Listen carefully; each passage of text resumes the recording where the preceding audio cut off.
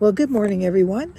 I'm here at Fort Bridger in Wyoming, and today, because there's no guitar stores anywhere, I thought, it's going to be another day before we get near some place where I could actually show you more guitars. But what a great place here at Fort Bridger to share with you a guitar lesson. So I am going to sit in front of the freight wagon and the stables here at Fort Bridger, and I will share with you a lesson about power chords. I'm going to continue on that. I have one other lesson out that I put a couple weeks ago out for you, and I'd like to add to it. So I'll just spend about 10 minutes here and show you a little something. But you also get to see these great sights in Fort Bridger in Wyoming. All the old buildings. They date back, way back. 1858. To 1858. Wow. They're still standing. There's the milk house right there. There's the schoolhouse. Where's the schoolhouse? Right next to it. Right next to it. You go to school, you get your milk, then go to school. I think that was the store right there. And it's closed, so you can't go into it right now, but it's really cool inside.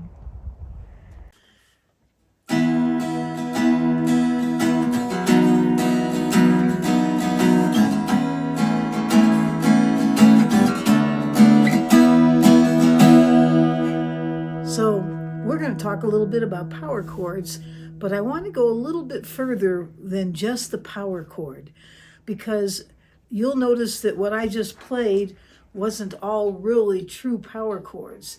Two of those chords that I went to were more of voicings. They were shapes of major chords that I used to play open, and it gave me the same sounds, only a little more open, for the A and the B. So let me explain. So let's just back up a little bit. First of all, I want to show you the two power chords that I was using.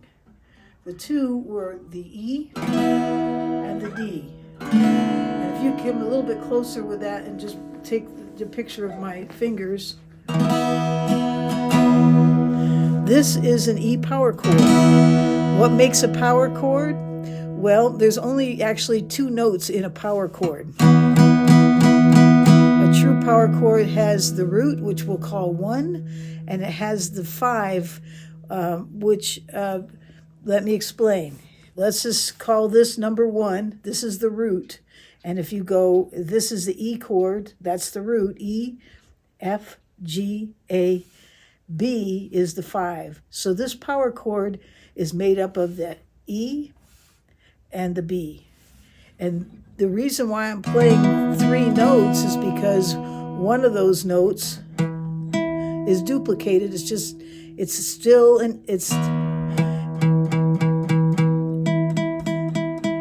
duplicated, but it's an octave higher, okay? It's another E.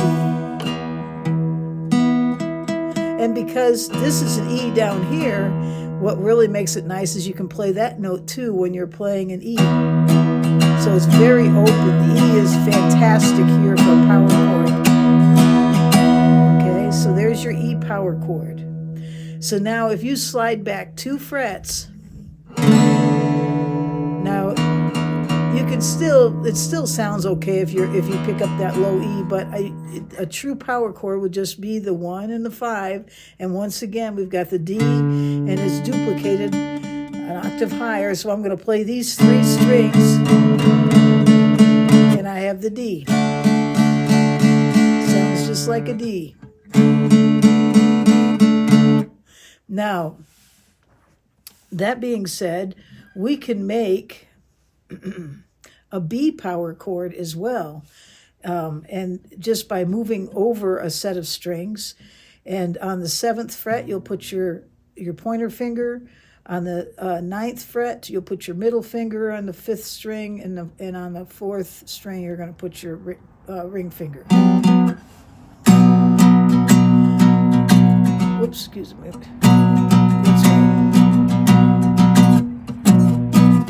That's a D, that is a B right there. If I back up 2 frets, I've got an A. So there's an A chord up there. It sounds just like it because it's an A, but it's just playing those 3 strings, picking up actually 2 notes. One is an octave higher. So those are your power chords, and I've put the chord charts out there so you can easily find them. But here's the thing that I want to show you. You can play these power chords, and they sound great together.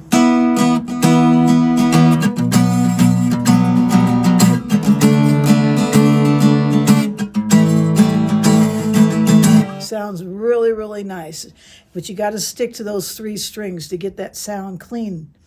Now, but here's what you could do if you want more open sound. Let's just go down here. This is the E shape. Okay, everybody knows the E chord. If you just slide that E chord up so that your pointer finger is now resting at the 6th fret.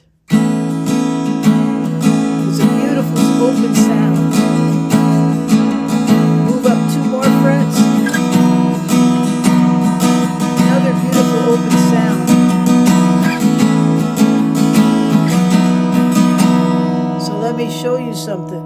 This is part of a B chord. Here's the B, right? Bar chord. If you remove the bar, play just those 3 strings, you're playing part of that B chord. But the nice thing is you can play it open. You might want to leave off the high E. Slide down, there's the A. So instead of playing this A bar chord and this B bar chord, use the E shape. Use the E shape for the A and the B. It's a very beautiful sound, so let's put it together. Here's the true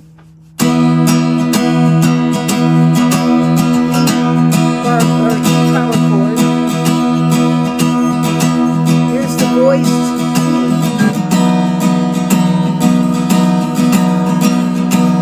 Here's the D chord.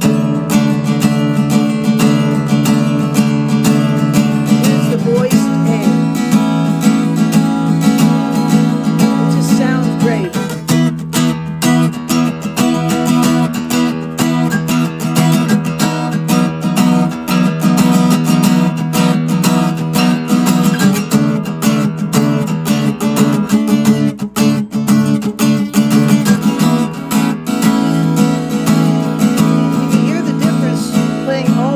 All power chords.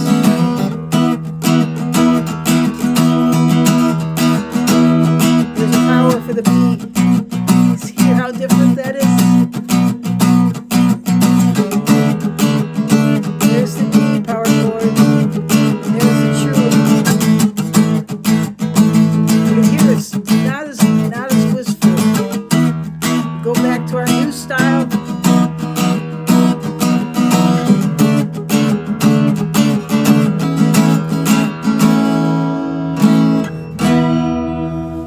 Try that one. It works really, really well. It just sounds great. And there's some other shapes that you can do that maybe I'll show you in another lesson. But take these shapes, practice them, and just remember you have the true power chords, but then you have these shapes that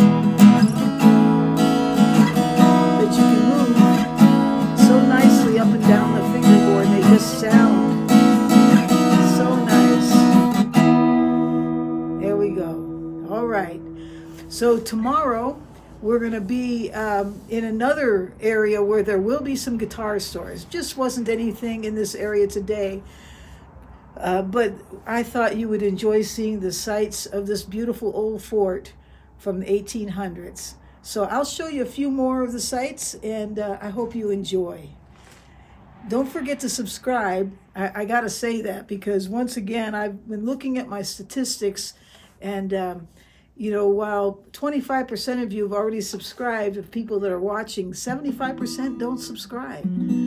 And I know I've said it before, maybe it's just you're not logged on so you can't subscribe, or perhaps you just don't think you're going to watch another video, which is fine. But for those that are watching all the time, if you could just make sure you're subscribed, I'd really appreciate it. All right.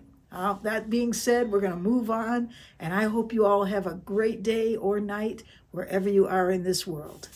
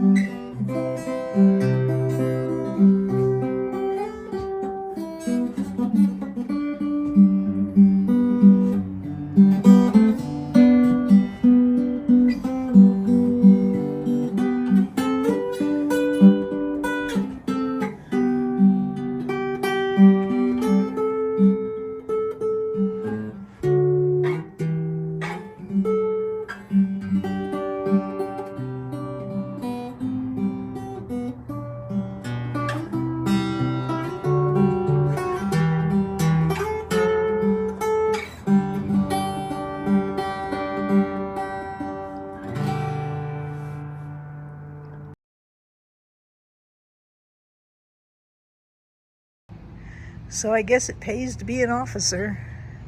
This is their quarters right here. Here's what it looked like inside. Looks like they're ready for dinner. Must be like a sitting room or something. Beautiful fireplace.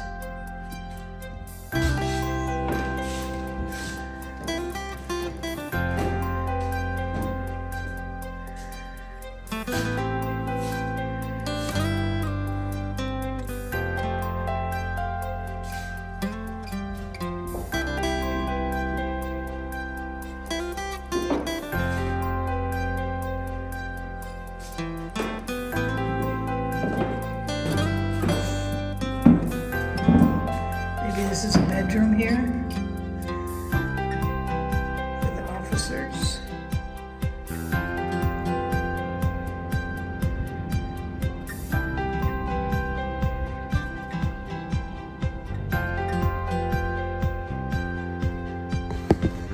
And that's an old stove.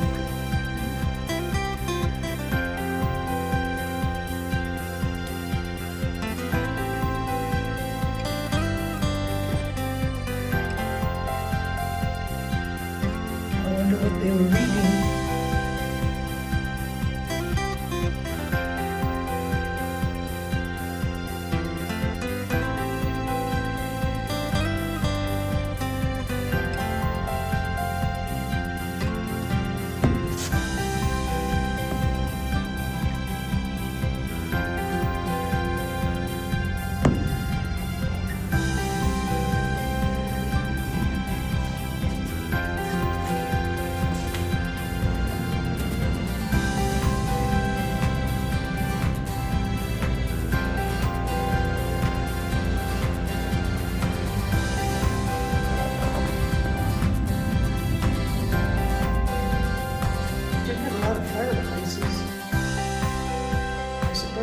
Central air and heat. That was their central air and heat. And of course, it wouldn't be complete without the outhouse.